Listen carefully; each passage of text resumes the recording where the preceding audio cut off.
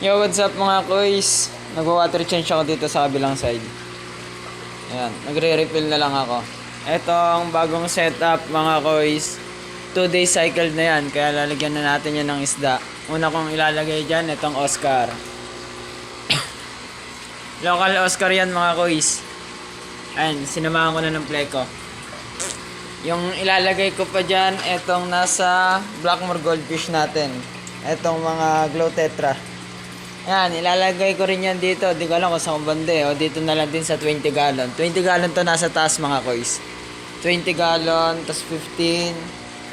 Sa hindi inaasahan mga koys, meron ako nasaksihan masakit sa mata. Nag-auto water change mga koys. Pero dahil tank maker tayo mga koys, ire-repair ko na kagad yan. Ang gagawin ko lang naman dyan koys, tatapalan ko lang naman yung crack niya ng salamin.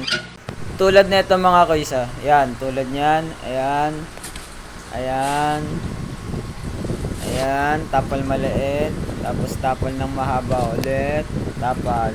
At eto mga koys, tapos ko ng tapalan yan, 1/8 lang din yung tinapal kong salamin dyan mga koys. Tapos yung haba ng salamin, sinagad ko na yung haba hanggang 24 inches. Mabalik tayo dito mga koys. Etong mga Japan Blue Gold na gapi mga koys, lalagay ko rin yan dito. Sa 15 gallon. Bukod yung hihiwalay ko yung male sa female para at least ma-occupied lahat to. Marami. Nasa 30 pieces to 10 te. 10 isang layer. Tapos sa pangalawa at pangatlo, bali 30 pieces. Sa mga naghahanap nga pala ng mga pang-breed mga koys na flower horn, meron tayo dito dalawa.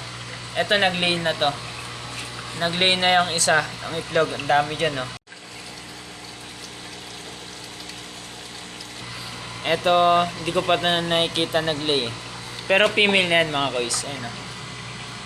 Female yan. Ito yung likod mga koys. Hanap ako dito ng ma-harvest ko. Para i-display ko sa likod, sa harapan. Bago yun, check natin kung andito pa yung mga breeder ng crayfish. Naiwan ko nakabukas eh. Check natin. Uy, wala. Ayun. May isa. Isa, dalawa, kumpleto pa, ayun. Kumpleto, dito.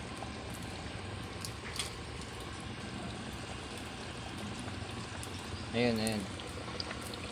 Yun. Natanggal yung airstone, ha. Ayun, kumpleto. Wala pang itlog.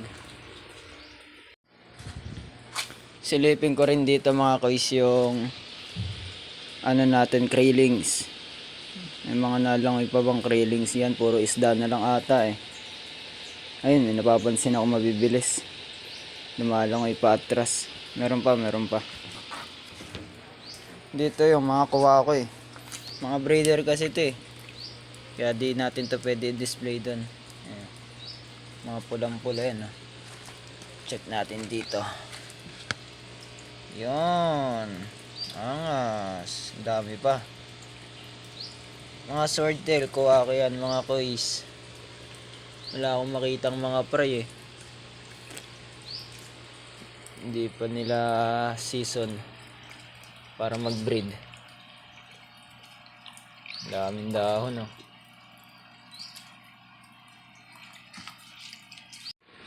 Ito yung mga fry ng albino. Albino koy. Short body mga koys. Mga fry pa eh. Ito yung breeder niya, no? Ito. Ayan, ang breeder niyan. Kita ba?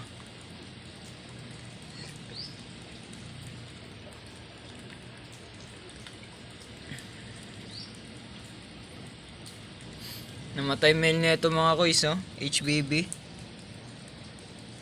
Ay, yung female pala namatay. Male na lang yung naiwan. Dito naman saklap nangyari mga koys, oh. Namatay yung mga mole, pan-display sana sa harap.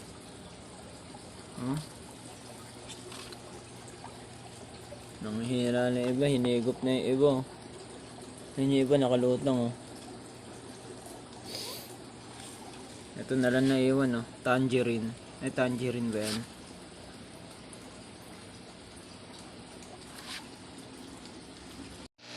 Bale, ito yung mga na-harvest ko mga kois, gapi.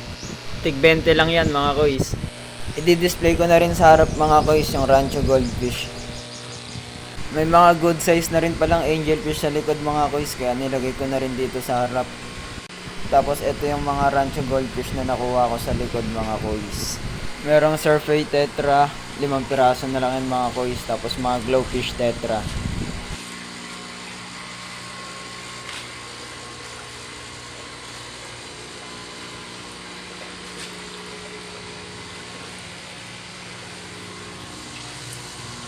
Ito yung female guppy kois na koi, short body koi.